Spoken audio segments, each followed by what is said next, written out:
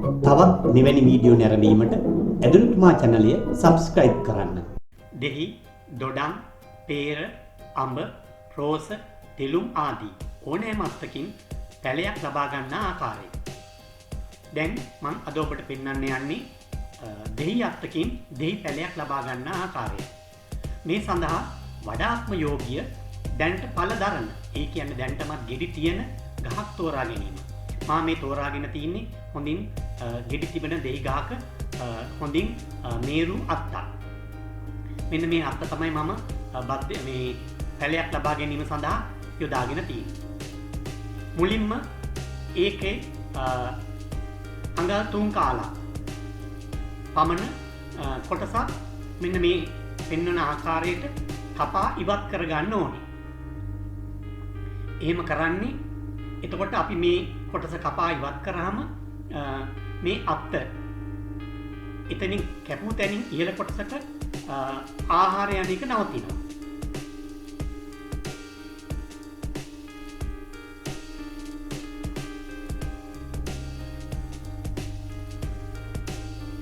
මෙන්න මේ ආකාරයට බොහොම ප්‍රවේශමෙන් මේ කොටස කපලා ඉවත් කරගන්න ඕනේ.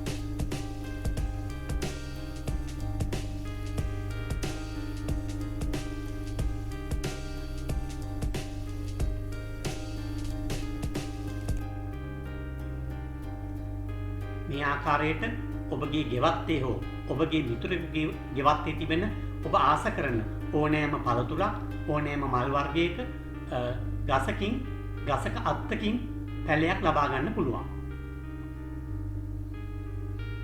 මේ ආකාරයට බොහොම ප්‍රවේශමෙන් මේ අඟල් 3 කාලක් අඟල් භාගයක් පමණ කොටසක් කපා ඉවත් කළ යුතුයි. දැන් මේකෙන් සිද්ධ වෙන්නේ එතනින් ඉහළ කොටසට ආහාර යන එක නැවතීමයි. අපි මේකේ ඉහළ කොටසෙන් තමයි මුල් අද්දවන්න බලාපොරොත්තු වෙන්නේ. ඉන්පසු මේ කැපූ කොටස පිහියෙන් ඒ සෙවල ගතිය යන්න හොඳින් හූරන්න.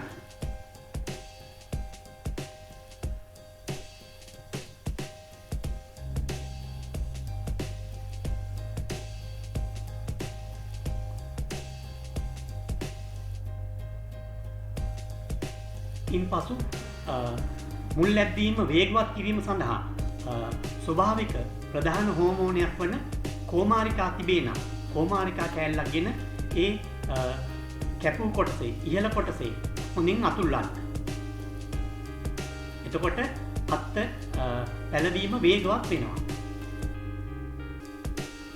ඉන්පසු මේ ආකාරයේ පොලිතින් කැබැල්ලක් ගන්න. මම මේ පොලිතින් ඇත්තටම මේ රෝලකින් කපාගත් පොලිතින් බටයකින් මේ ඒක නැවත පළලා කොටසක් වෙන් කරගත්තා.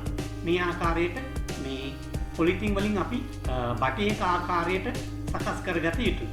ඊට පස්සේ ඒක නවලා මේ ස්ටේප්ලර් එකකින් ස්ටේපල් කිරීම මගින් මේක මේ බටයක ආකාරයට සකස් කරගත හැකියි. බටයක එහෙම නැත්නම් පොලිතින් බෑග් එකක් ආකාරයට මේ සකස් කරගන්න ඕනේ.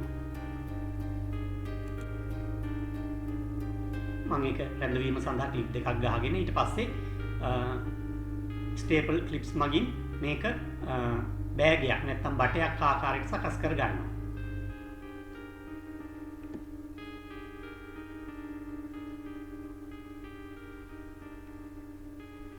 ඉන්පසු ඒ කැපූ තැනට යටින් මෙම පොලිතින් බටය එහෙම නැත්නම් පොලිතින් බෑගය ඒ කැපූ තැනට යටින් තබා ගැට ගැසිය යුතුයි.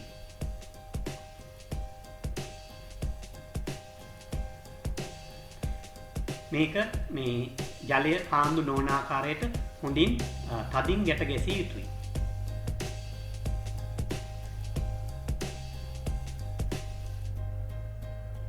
ඉන්පසු වැඩි කොටස් කපා ඉවත් කරන්න.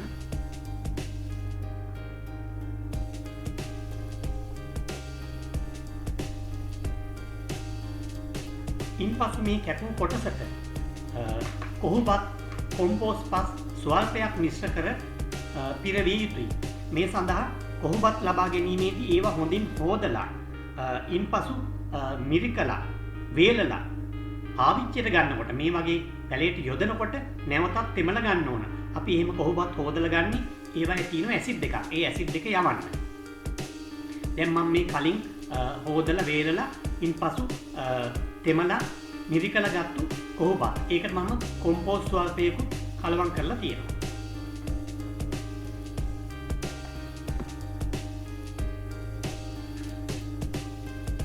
මේ ආකාරයට අපි අර කැපූ තැනට වඩා ඉහළට යනසේ කොම්පෝස් සහ කොහොබත් පුරවන්න ඕනේ.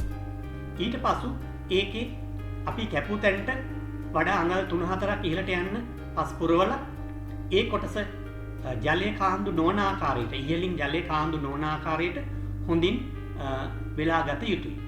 මේ සඳහා පොලිතින් පටියක් හෝ කැමති නූල් වර්ගයක් භාවිත කරලා හොඳින් වෙලා ගන්න ඕනේ.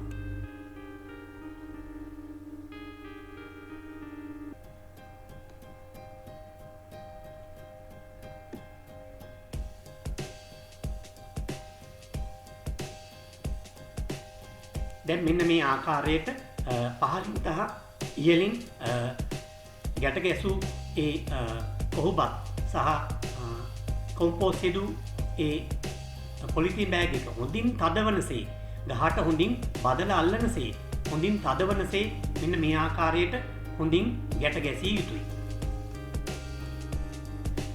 දැන් අපි මේ කැපූ කොටසේ ඉහළ කොටසෙන් තමයි මුල් ලැබීමට පටන් ගන්න. පහළ කොටසෙන් කිසිම දෙයක් සිදු වෙන්නේ නැහැ. පහළින් ආහාර ඉහළට යන එක නවත්තන්න තමයි අපි කොටසක් කපා ඉවත් කරන්නේ. දැන් ඉහළ කොටසේ මුල් ලැබීම සඳහා මේ කොහොබත් සහ කොම්පෝස්ට් මිශ්‍රණය ඒ කැපූ ඉහළ කොටසට හොඳින් තද වෙනසේ ගැට ගැසිය යුතුයි.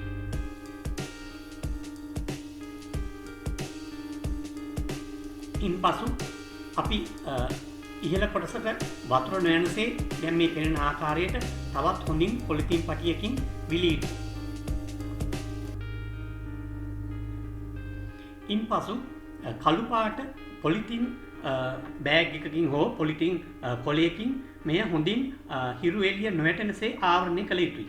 එසේ කරන්නේ හිරු එළිය වැටීමෙන් මේ පාසි වැඩීමට පටන් ගන්න නිසා. එසේ පාසි වැඩීමට පටන් ගත්තොත් ගසේ වැඩීම බාල වෙනවා.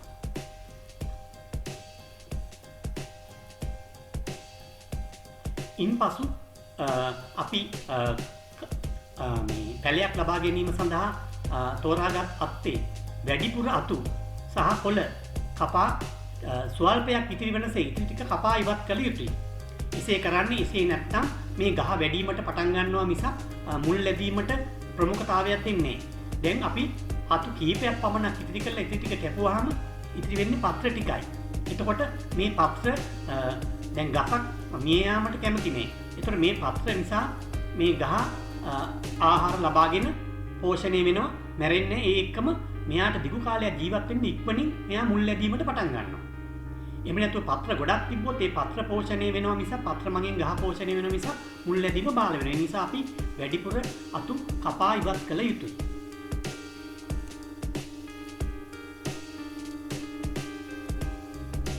මම බොහොම අතු 2-3ක් සහ කොළ කීපයක් ඉතිරි වෙනසේ තබා ඉතිරි ටික ඔක්කොම කපා ඉවත් කළා.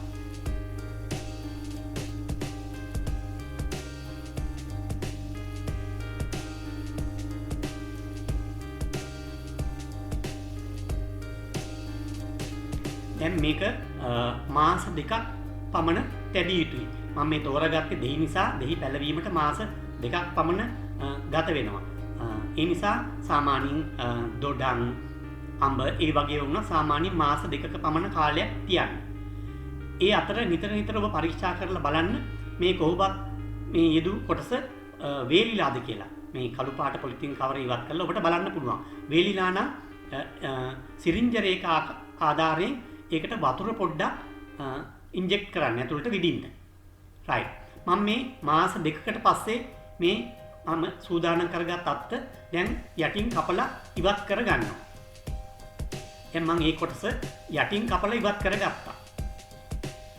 ඊට පස්සේ පොලිතින් ආවරණය ගලවලා බලන්න පුළුවන් මේ ශාකය.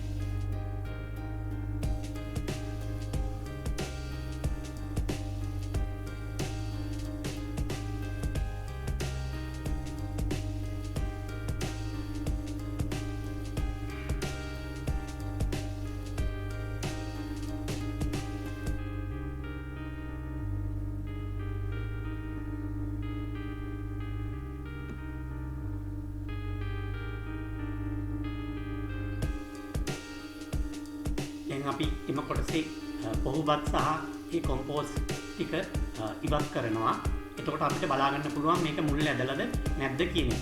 මේක සාර්ථකව සිද්ධ වෙලා නම් ඉහළ කොටසෙන් මුල් ඇදලා තියෙන්න ඕනේ. ඔව් මේක සාර්ථකව සිද්ධ වෙලා ඉහළ කොටසෙන් මුල් ඇදලා තියෙනවා. දැන් අපිට මේක බඳුනක හිටව ගන්න පුළුවන්. දැන් බලන්න ඔබට හොයාගන්න අමාරු දුර්ලභ ඕනෑම ශාකයක අත්තක් ඔබට මේ ආකාරයට අත්තකින් පැලයක් ලබා ගන්න පුළුවන්. දැන් ඊට පස්සේ අනිත් පොලිතින් ආවරණත් ඔක්කොම ඉවත් කරලා මේ තමන් මේ සාදාගත් මේ අත්ත සකස් කරගත් මේ අත්ත සිටුවීම සඳහා අපි දැන් සූදානම් කරගන්න යන්නේ.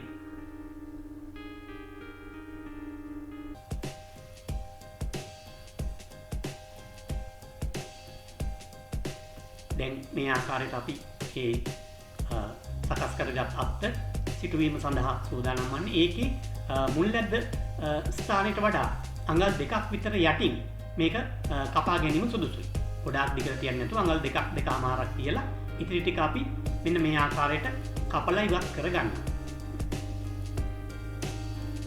අපි සකස් කරගත් අත්ත අඟල් 2ක් පමණ මුල්ලැද්ද ස්ථානයට අඟල් 2ක් පමණ යටින් මේ ආකාරයට කපලා දැන් මේක සිටුවීම සඳහා සූදානම්.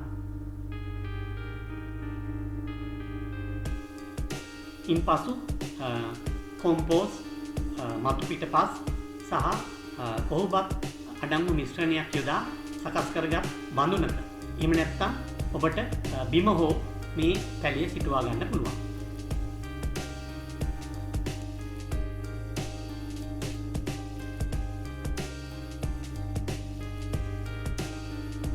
වීඩියෝ ඔබට වැදගත් වුණා නම් ලයික් එකක් කමෙන්ට් එකක් දාන්න. ස්තුතියි.